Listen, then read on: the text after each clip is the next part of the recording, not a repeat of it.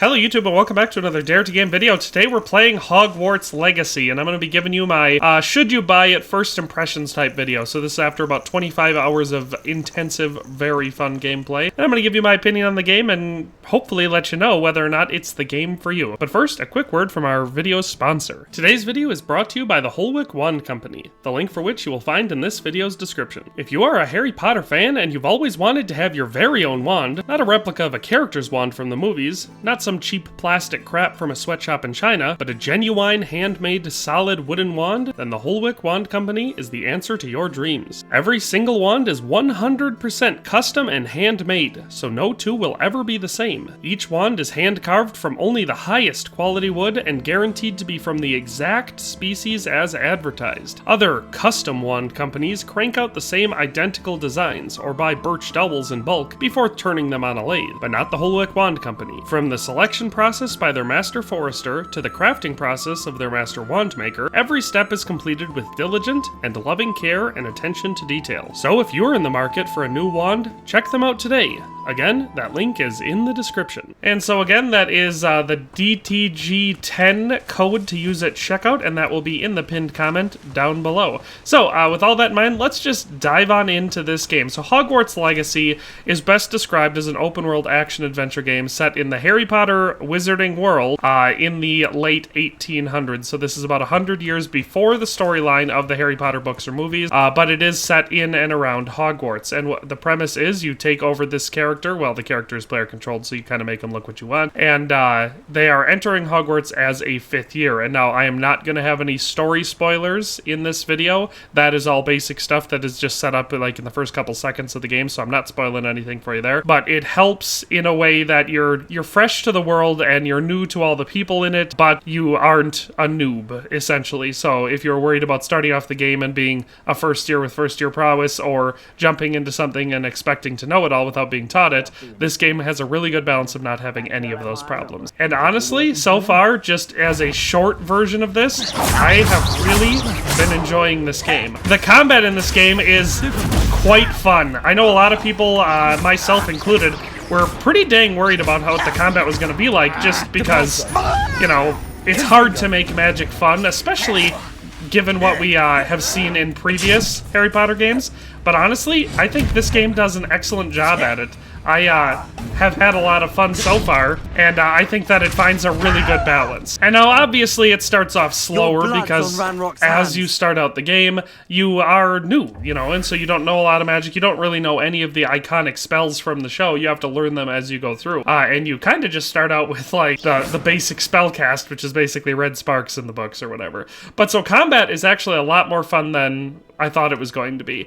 And that kind of plays into pretty much every aspect of the game. I had, I guess, managed, but still relatively high expectations for this game when I saw all of the like media attention for it and everything. But it has exceeded every single one of my expectations, I would say. And so there isn't really anything to complain about. If I was going to pick one area that I think could have been higher quality, it would maybe be the graphical fidelity of like general landscapes and character models. But even still, I would say that this is pretty dang high quality. There hasn't been any graphical problems that have taken me out of the game thus far. But yeah, just you know, to keep the video short because I don't want to go in depth onto every single feature. The game is quite long so far. I've been playing it, like I said, about 25 hours, and you can see my down for challenges. I'm at about 43%. I'm getting the feeling I'm about a third of the way, or maybe somewhere between a third and halfway through the game. And like I said, I still have a lot to do. The game is paced really well, so you learn stuff relatively quickly. The only complaint I have so far about like the pace at which you learn things is that the unlocking spell Alohomora is something that I still haven't learned after 25 hours of the game. And there are a lot of things in the game that are locked behind locks that you need that for. So like, I know that a lot of game developers like to use that to artificially pace the game, you know, so they have locked doors that you have to go back and unlock later. A lot of games do that, and I never like it. But that's the only complaint I have so far about this game. Other than that, everything has been great. The writing has been pretty much exceptional. With very few exceptions, the voice acting has been quite good. But for the most part, the voice acting is all quite good. And the writing has been of equal quality. I have had no issues with any dialogue in substance. It's just been delivery at times. Because substantially, it all makes perfect sense. All of the characters seem relatively well developed. The professors are all interesting and unique. For anyone that might seem somewhat out of place, they explain it relatively well in the story. And so, considering this is a story-driven, open-world action-adventure game, I would say the story is definitely a strength of this game. It is perfectly believable and makes perfect sense in the Harry Potter universe, so if you're familiar with the lore, I haven't run into anything so far that has been like, whoa, that doesn't make sense in the Harry Potter world. Everything has so far. And on top of that, I would say that if you're not huge into Harry Potter, the game, it makes perfect sense without it. So as a standalone adventure, it makes sense. So before I get to my brief summary, I do just want to show how large the map is. So I feel like a lot of people are just expecting like the Hogwarts castle, which is very large, but just that wouldn't be very much, or even just that in Hogwarts. But the map is actually massive. You can see that it includes all of the highlands around Hogwarts and Hogsmeade, and so we've got this relatively large section up here. And when I first started the game and was exploring, I didn't know that the map went down any further than that, so I thought it kind of started at Hogwarts and was just this, so the Forbidden Forest and the lands around it, and that already was, I was like, wow, this is a pretty big map, like there's a lot to explore in here. But then afterwards I realized that it is so much bigger. I haven't even gotten down into this section over here yet. Look how big it is. So the map on this game is huge. The story is incredibly long. There's a ton of side content that you find naturally, so as you progress through the game, and again, this includes no story spoilers, there aren't timed missions as much as there are narratively linked missions. So it's not like you have 3 days to complete this class or something like that. Between classes or whatever, which are the main story missions, you have unlimited amounts of time to explore and do whatever you want. So you're not going to get in trouble for not being at class in the morning or whatever. But once you've completed main missions, you might lose access to side missions. Basically, this game rewards the type of open world player that I am, in that I'll do a main mission and then I'll look around for all of the side content I can find and do all of that before I do the next main mission. And you don't have to do that in this game. You can play it at whatever pace you want, but you will miss certain side content, and maybe that means you won't learn certain spells. And so I just really like the organic feeling of that. And a lot of it is like there will be extra classes with your teachers to learn more spells, because like I said, you're entering the game as a 5th year, or entering Hogwarts as a 5th year, so you're trying to catch up. And so you have to do those if you want to try learning some of the spells, but you could totally miss them.